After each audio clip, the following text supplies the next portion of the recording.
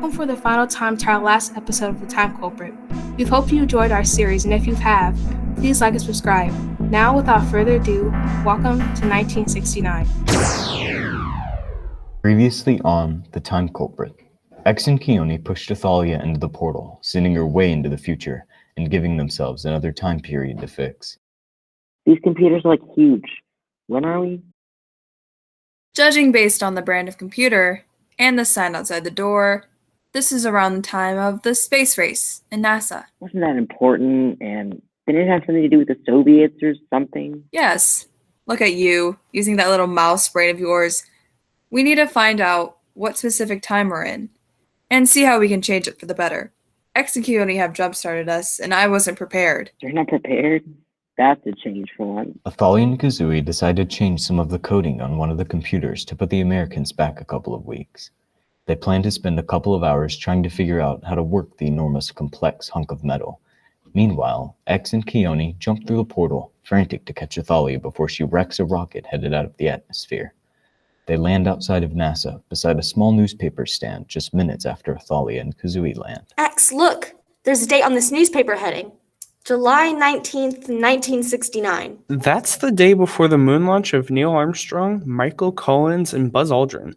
Do you think maybe Athalia landed just before us or hours ago? I don't know. Let's ask Agnes. She has that portal tracker thingamajiggy. X pulls out the receiver and screams annoyingly until Agnes picks up. X, it's 1 a.m. and your whining voice woke me up. What do you need? We need to know when Athalia transported to and where she is now.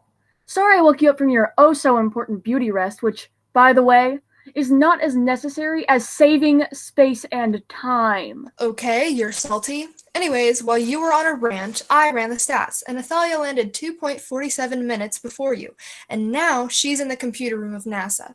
I'm assuming she's trying to figure out how to change some code to delay the launch tomorrow. Dope. Thanks, Agnes. Hey, Kiki, we need to find some clothes that don't make us look like we're coming from a Renaissance fair. You're right. Let's find some clothes and then reconvene and figure out how to fix this mess that Athalia is going to make. Again. We now take a break from our scheduled program for another one of our very unique ads. Do you like to hate painting? Are you indecisive? Never know which color you want to paint your walls? Well, we have the product for you, Paint, the brand new paint from Schemico. For just one flat rate of $40, you can get a paint and primer combo of Paint. Simply open our can of paint and put it on your walls. Then simply imagine the paint color you want on your walls. It's the best product since the Time Egg. Don't believe us? Hear it from our wonderful customers. Okay, so I brought this product because I love cans. In fact, you could say that I'm obsessed with them. Just walk into my room and bam, you see them everywhere. So when I heard about this new product called the Paint, I knew exactly what I needed. Not the paint, no, the can. It just looks so great on my head. And sometimes I put all the other cans on my stuffed animals' heads and have a tea party. And guess what? The teacups are all cans. I would definitely recommend this product to all my stuffed animals, friends. 10 out of 10, great product. I bought this paint and I can see it. I can feel it. But my family and friends came over and said they see nothing. They told me the product was a scam. I told them their life was a scam. It's okay, Paint. I can see you, even if no one else can. This paint is the worst product I have ever purchased in my entire life. You would think I would have stopped with the Time Egg, but no. I keep falling for these companies' scams. Once again, I bought this product for our show to paint some set pieces and now for our paid actors. These reviews are by real actors, not people. If you're like me and you always run out of canvas to paint on, canvas can get expensive, but ever since I bought a Paint, I haven't had that problem. And I no longer waste money on paint because now I can just imagine whatever color I want and paint. This product is amazing. I'm an actor for Hollywood, and my director said I can't paint my trailer. But with Paint, I can paint my trailer, and my director will never know. I am always changing up my aesthetic because I'm so indecisive. This product is amazing, and I am totally not being held hostage. I'm a run crew person for a show at school, and my stage manager told me to use some of this incredible Paint. It worked miracles on my set. Every branch looked like it was textured by a professional artist, if I do say so myself. I love this paint. This product is amazing. Okay then. Back to our series finale of The Time Culprit. When we left off, X and Keone were going to find some clothes fitting to the current time period.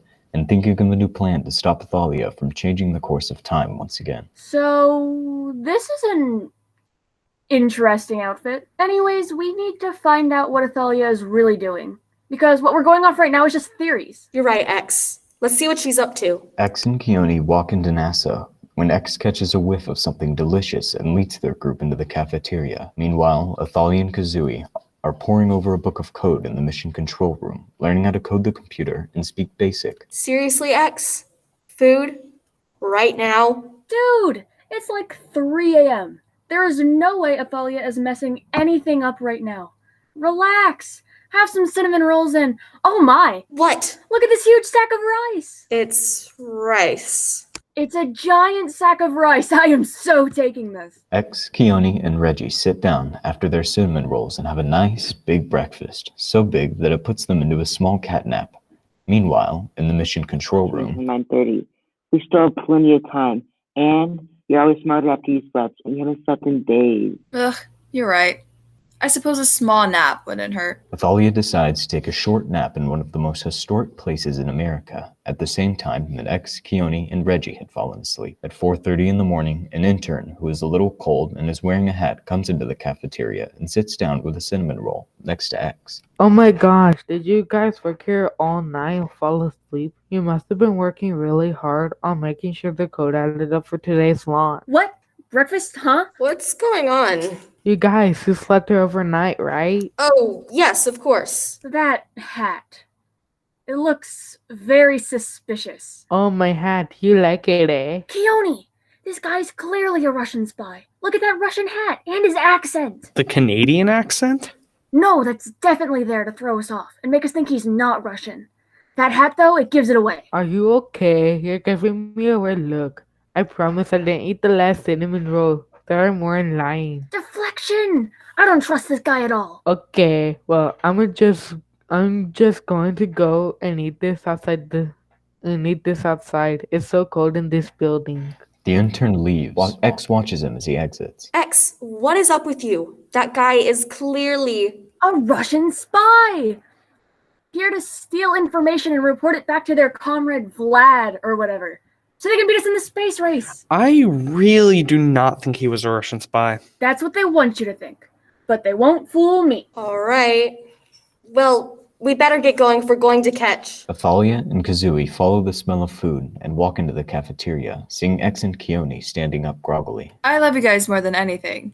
But what are you still doing here? We're here to stop you from messing up the code and ruining America's chance in the space race. One of America's greatest moments. Period. You know what, Kazooie? Let's just finish changing the code. We don't need breakfast anyways. But I was hungry. Much to X and Keone's dismay, Athalia and Kazooie head back to the engine room, leaving the trio to figure out how to stop them from destroying the chances of getting to the moon before the Soviet Union. What's with that voice always narrating everything we do? What are you even talking about? Now I'm worried because I'm the only one who hears him. Okay.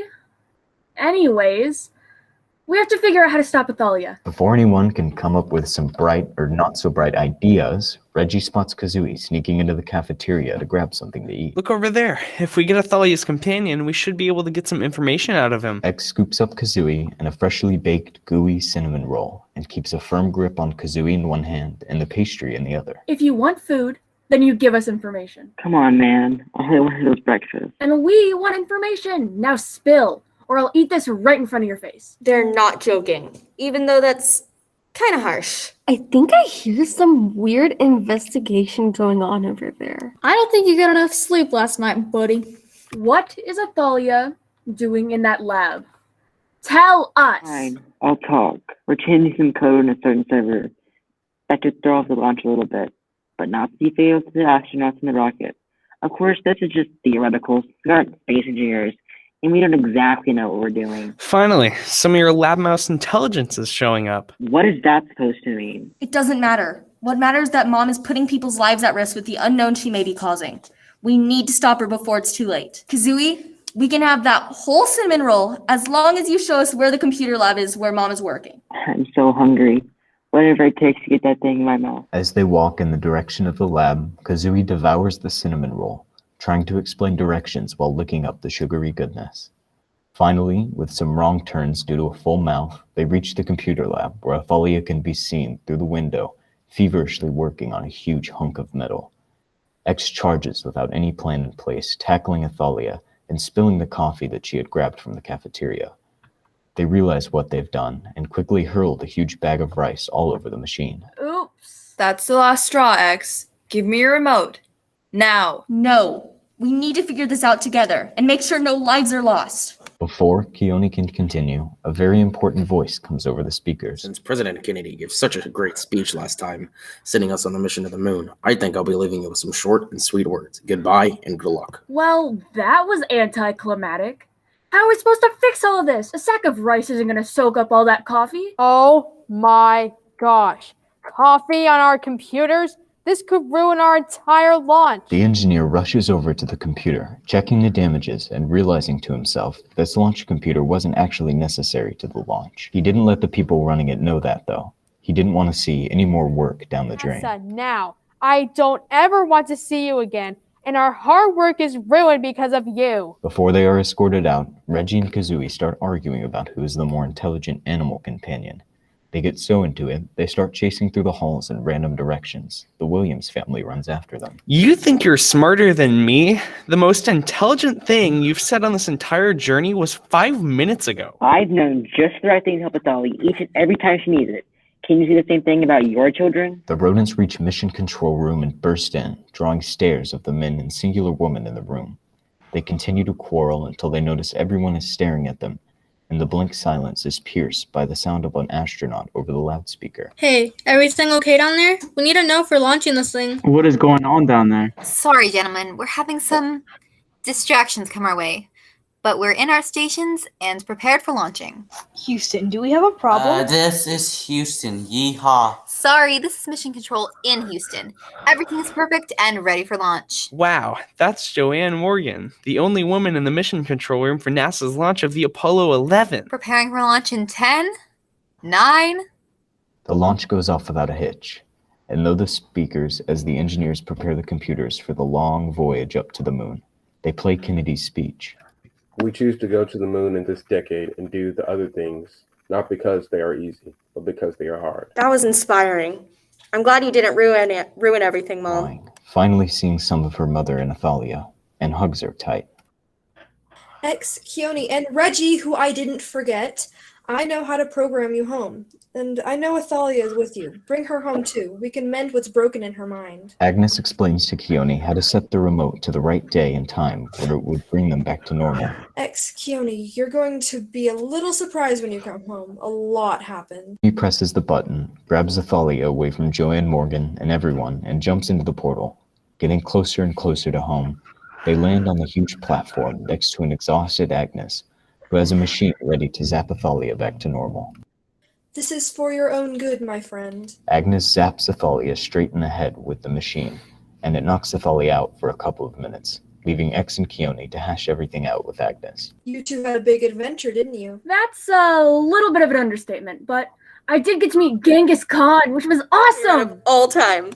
Man, what a nerd. We'll have to wait and see if your mom really is back to normal when she wakes up. I think these will help. Agnes pulls out X's adoption papers and shows them to the kids. X's face lights up with anticipation. Mom has spent the whole year trying to adopt X. This will for sure help her become herself again. Just as Keone finishes her sentence, Athalia wakes up, rubbing her head and looking around the lab. Mom, you're awake! X and I have something to show you. Keone grabs the papers from Agnes and X. Keone and Agnes crowd around her to show the surprise. X, that's something we talked about a while ago. Do you remember? Of course I do, Mom. This family's the only one I've had since... And Athalia starts crying and apologizing. The realization finally hitting her of what she did to her kids and the lives she put at risk. Mom, you're always going to be remembered by us as the master of time. Everybody clears out of the lab, leaving Keone and Agnes to say a quick word to each other. Agnes, there's one more place I want to go.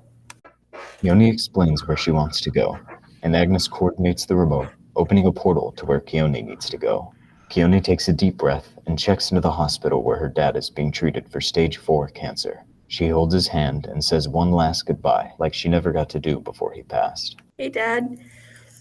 I know it's been just a couple of hours to you, but for me it's been 5 years since I've been with you. I miss you so much. And I know you can't hear me, but I want to tell you I love. Keone, is that you? I'm so proud of you, my beautiful baby girl, wiping tears from her cheeks. Agnes opens another portal and takes Keone home. When she gets back, Athalia, X, and Keone go to a jewelry store in the mall to buy a new bracelet for Keone to remember her dad by. To their shock, they try to walk in, but somebody stops them and tells them to wear a face mask.